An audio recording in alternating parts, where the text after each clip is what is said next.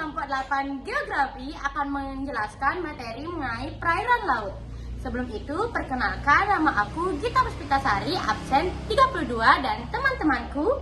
Perkenalkan, nama saya Niputu Parantasari, absen 34. Perkenalkan, nama saya Putri Raya Garbana Rayani, absen 33. Perkenalkan, nama saya Putu Putri Suprabagus Segaluhita, absen 35. Perkenalkan, nama saya Yunisa Fitri Wulandari, nomor absen 37. Perkenalkan, nama saya Zaira Sabrina Pradnya Pramita, absen 38. Perkenalkan, nama saya Niputu Yurika Revalina Dianta Putri, absen 36. Oke, sekarang kami akan menjelaskan materi mengenai perairan laut. Pantau terus ya teman-teman. Nah, kalian tahu bumi nggak sih? Bumi sering disebut sebagai planet air karena wilayah perairan lebih luas dibandingkan luas daratan.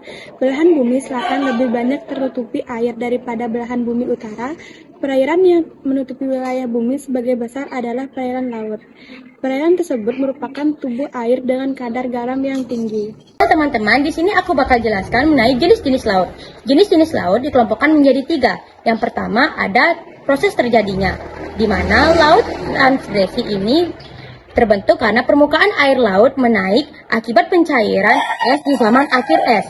Nah, yang kedua ada laut ingresi, di mana permukaan gerak menurun akibat aktivitas tektonisme. Nah, yang ketiga ada laut regresi, di mana laut regresi ini terbentuk akibat proses sedimentasi. Laut tepi adalah sekumpulan air yang sangat luas yang terletak di tepian benua. Contohnya seperti Laut Utara yang dipisahkan oleh Kepulauan Inggris, Laut Oshak yang dipisahkan oleh Kepulauan Kamchatka dan Kepulauan Kutilen, dan Laut Cina Selatan atau Laut Nutena yang dipisahkan oleh Indonesia dan Filipina. Laut pertengahan adalah jenis laut yang berada di antara benua-benua. Contohnya seperti Laut Karibia dan Laut Mediterania. Laut pedalaman adalah laut yang hampir seluruhnya dikelilingi oleh daratan, yang terhubung dengan samudra lepas melalui sungai dan selat. Contohnya seperti Laut Hitam dan serta Laut Kaspia. Nah, yang ketiga berdasarkan kedalamannya. Agar teman-teman tahu bagaimana memahami kedalaman jenis air laut, teman-teman bisa melihat gambar yang udah aku sediain di video ini. Nah, teman-teman, di sini kalian bisa lihat ya. Di sini berdasarkan kedalamannya, zona litoral, cengkungan laut yang terletak di antara daerah pasang dan surut.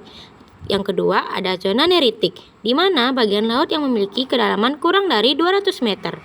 Nah, yang ketiga ada zona batial, di mana bagian laut yang memiliki kedalaman antara 200 sampai dengan 2000 meter. Nah, yang terakhir kalian bisa lihat yaitu zona abisal, bagian laut yang memiliki kedalamannya lebih dari 2000 meter. Tahukah kalian, paparan benua atau landas kontinen, dasar laut yang melandai terhampar di tepi benua dengan kedalaman rata-rata 200 meter. Palung laut yang paling dalam mencapai 6000 meter. Palung laut umumnya memanjang membentuk huruf V. Basin laut atau lubuk laut, cekungan besar di dasar laut membentuk huruf U dengan kedalaman mencapai 5000 meter. Gelombang oscilasi Black West dan Suez. Di air laut terdapat pasang surut. Pasang surut air laut terjadi karena adanya gaya tarik matahari dan bulan terhadap bumi. Terdapat dua macam pasang surut, yaitu pasang purnama yang terjadi ketika bulan purnama dan pasang perbani yang terjadi ketika bulan mati atau baru. Arus laut yaitu gerakan massa air laut dari satu titik ke titik lainnya. Arus laut di bumi terbagi menjadi dua, yaitu arus laut dingin dan rendah. Arus laut tinggi dan rendah.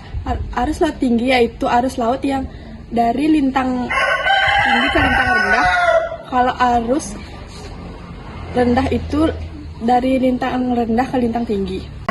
Berdasarkan letaknya dibagi menjadi dua, yaitu arus atas dan arus bawah. Arus atas terjadi jika arus laut bergerak di permukaan bumi, dan arus bawah terjadi jika arus laut bergerak di bawah permukaan bumi. Berdasarkan faktor penyebab ada 3, yaitu arus kompensasi, arus tetap, dan arus musiman. Arus kompensasi terjadi karena adanya perbedaan tinggi di permukaan laut. Arus tetap terjadi karena adanya tiupan angin yang tetap dan arah yang tetap. Dan arus musiman terjadi karena adanya tiupan angin yang bergerak secara periodik mengikuti perubahan angin monsun. Oke, sekarang aku mau ngejelasin sifat air laut. Ada 3, yaitu temperatur, salinitasi, warna, dan kecerahan. Yang pertama temperatur. Temperatur dipengaruhi oleh radiasi sinar matahari. Biasanya permukaan air laut itu cenderung lebih hangat daripada dasar laut.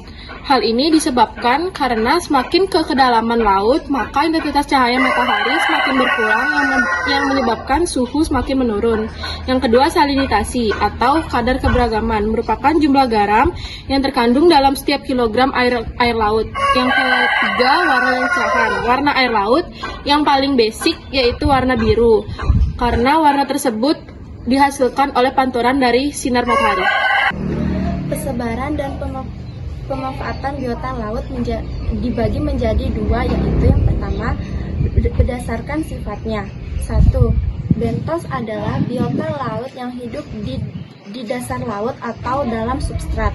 Yang kedua, nekton adalah biota laut yang berenang aktif dan bergerak. Dan yang ketiga adalah plankton. Plankton adalah biota laut yang tidak bisa berenang tetapi dia bisa mengapung mengikuti arus. Nah, berdasarkan jenisnya itu dibagi menjadi 2, yaitu kelompok hewan dan kelompok tumbuhan. Kelompok hewan terdiri dari ikan, krustasea, echinodermata, moluska, dan spon. Nah, sedangkan kelompok tumbuhan dapat berupa seperti alga, lamun, dan tumbuhan mangrove.